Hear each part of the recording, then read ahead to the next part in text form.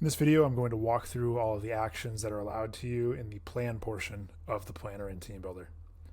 You can navigate to the planner by going to Coach Tools in your top navbar, scroll down to the planner underneath Manage Calendars. Upon entry, you'll be prompted to select a calendar to start planning on. You can select either a parent calendar or an individual athlete level calendar. I've chosen the hockey calendar and I've pre-built something on here for demonstration. When I scroll down to the planning area, you'll notice a blue shaded box with a plus sign. Interacting with that area will create a new block. I can name the block and change the color from here.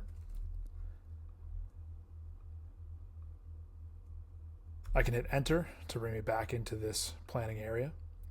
Double clicking a block will allow you to change the name or change the color as well. Hitting enter again will return you to the main area. Single clicking on a block will allow you to expand this horizontally, both left and right. So I can expand it that way and I can expand it this way. I cannot expand a block vertically, though I can click and hold and drag it vertically. You'll notice that as I drag it down on the sheet, it will expand more rows for you to start editing on. You can also add more rows by just selecting and creating a block here. You'll notice it's added a couple there. To delete a block, you can single select a block and then hit delete or backspace on your keyboard.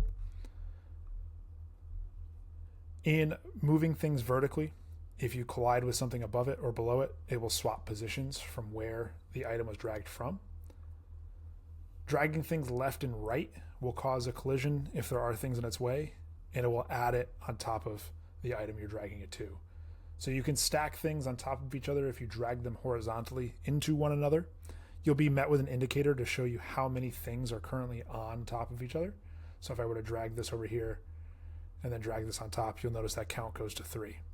I can drag them away one by one to return them to their original position. You can scroll infinitely left and right in time.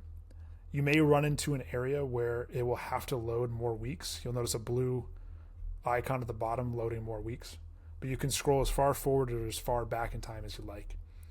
Anything you programmed or planned previously of the current week will always save, so you can scroll back just as far and see what you had previously made.